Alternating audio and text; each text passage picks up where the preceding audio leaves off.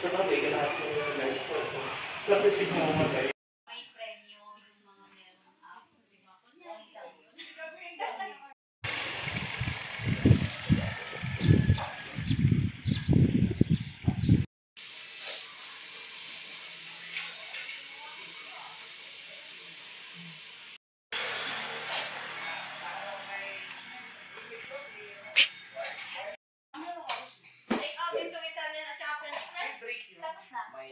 Hindi, straight.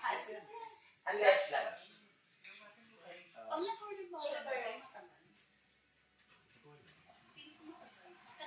Ay, designer.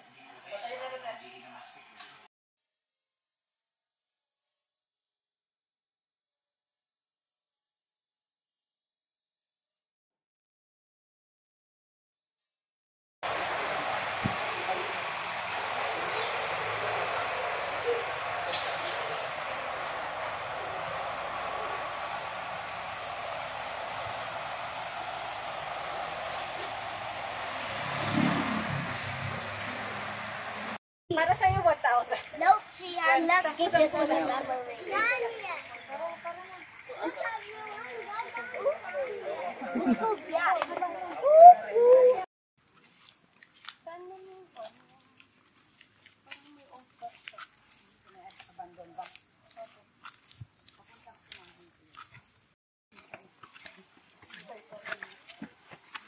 Dadaanan natin yung coffee farm doon yung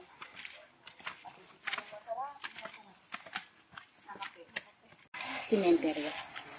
Ito pong cemetery na to ay para sa mga Anglican lamang. Yung meron, yung nagsisimba lang sa may simbahan doon. Sila lang po ang pwedeng mailibing dito.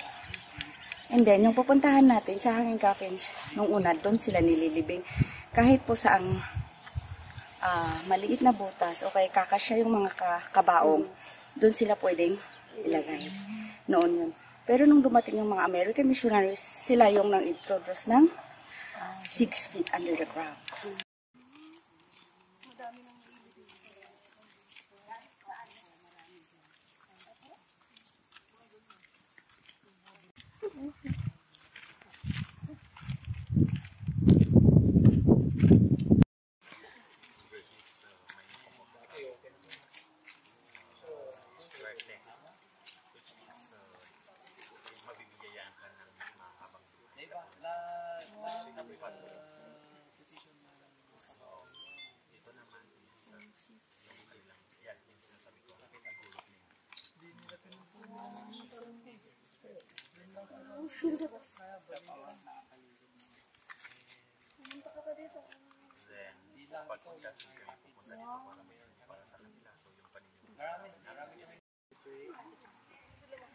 Ano gusto niyo sa portrait? Half body, full body, half. Pag half body, which side? Left or right? Sige pa. Pinagtagpo ba tayo? Parehas kami. Wala ba din kaming anak? Init din ko lang naka-jacket. Ang garo kumain jacket. 1, 2, 3. Ang ganda ng kulay. Ilang makitang mukha. Ayun sa light. Ang brightness na natin.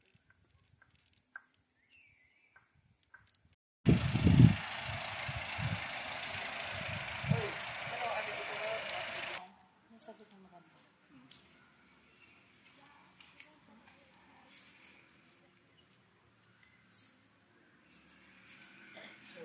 Sarili ka mong datit.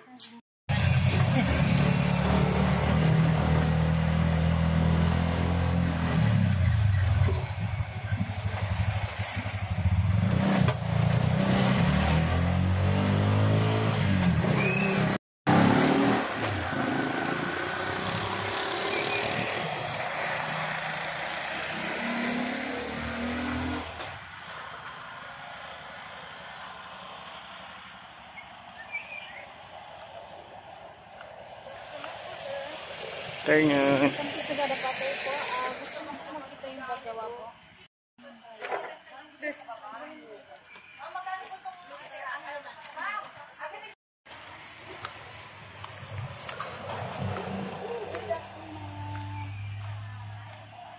Now I'm going to show you the making of the pot with a demo fee of 200 for the group. At kung may gustong mag-try, 100 per head. Guys, sa grupo na? Yes. Okay. So first of all, I'm going to center the clay. I'm centering the clay with pressure from my both hands and I have to go with the speed of the wheel. Bago tayo makagawa ng any kind of shape na gusto natin, may it be a vase, a bowl, or a mug, cylinder pa po muna ang unang-unang gagawin, for that's the basic shape. To do the cylinder, we put a hole in the middle, widen the hole by slowly pulling the clay towards the side. Dito naman po, with controlled pressure from my both hands, I'm going to compress the clay together and then slowly pull it up to the tip of the clay. One more time. Kamay ko po ang nagko-control sa clay. Hindi po ang clay ang nagko-control sa kamay. At kung inaangat natin to, kailangan natin siyang dinadahan-dahan. Hindi natin siya binibigla para hindi siya ma-off-center at hindi mag-collapse. Ito na po ang cylinder natin. Ito pwede na itong maging pot. But we are going to reshape this by slowly pushing it outwards here at the very bottom while pushing and pulling my hands up. Dito naman po sa gitna, I'm going to push it inwards, slowly pulling it up, supporting my right hand with my left hand inside. And then I'm going to push it outwards at the top para makagawa tayo ng flower vase. Ito, pwede pa po natin siyang palitin ng konti here at the very middle to enhance the shape if needed be by slowly pushing it in while pulling the clay up to the top. At kung gusto naman natin siyang maging water container, lalagyan lang po natin ng muso na ganyan.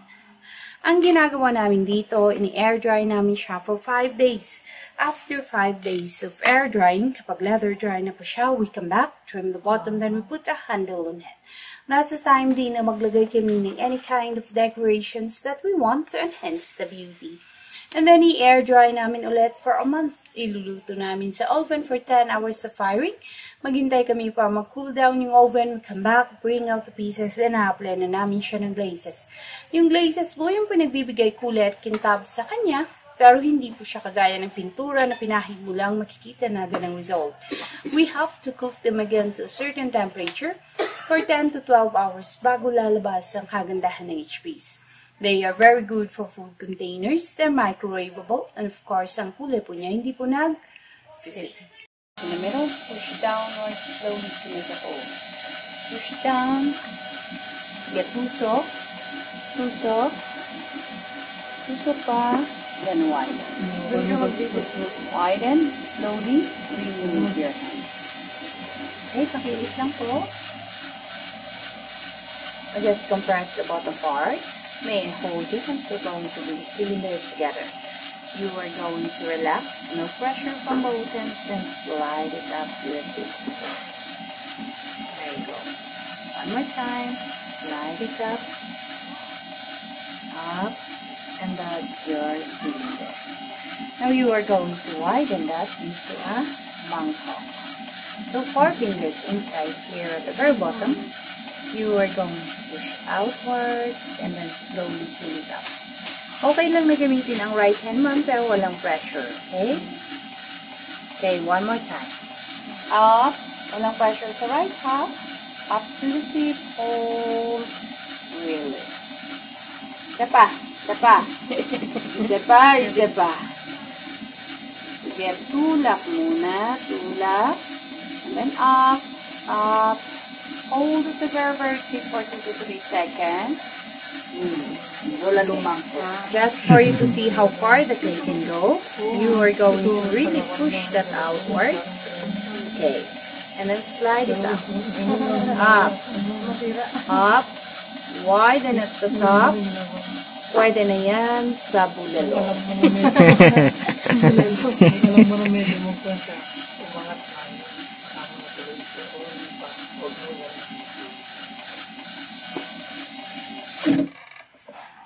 There you go. Take a photo with your bulalo. Oh. Teka lang. Ako maglalagay sa kamay para hindi masira. Yeah. Matik na siya. Oh, sure.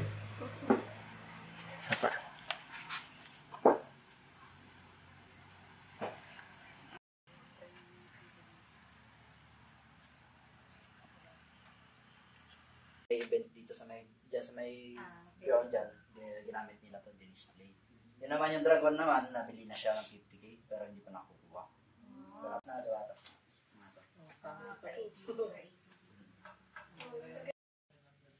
Dahil nung kasasagan po ng pandemic, doon po kami na-start na pero wala po. Yan, nabenta na daw yan.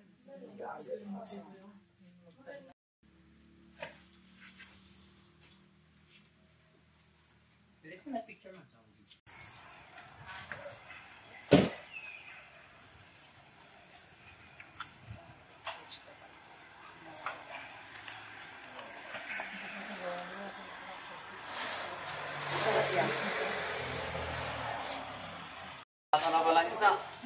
Madam, siya na nandun ko.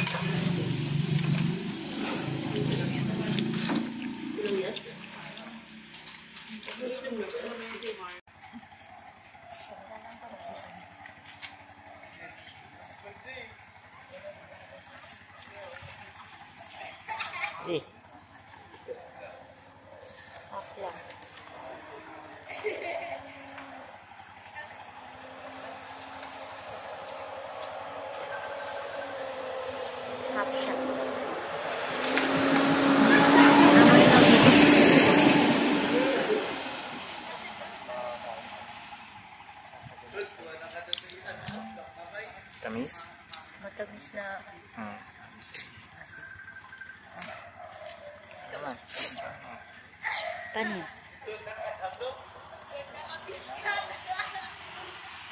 Anong taste?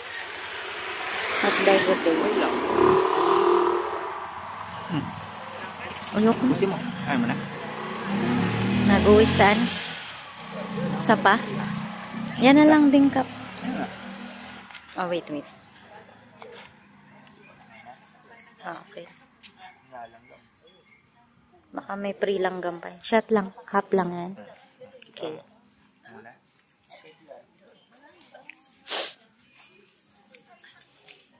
Masarap to.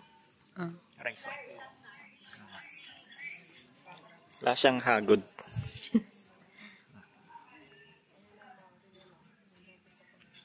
Ano? Rice sparkling. Kaya sparkling lang. May langgam. Alang daw. O, inubos mo na. O, teka. Bayaran ko na. Video mo nga ba? Bayaran. Pro ba na binayaran natin, may video pa.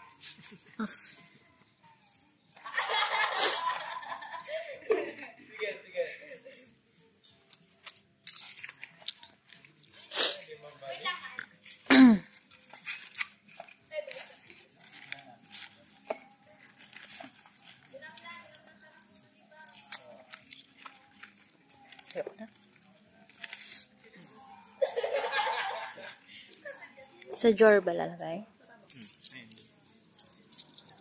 Ayan na. 30 pesos.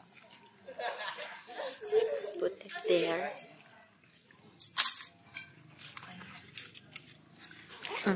Gusto mo na?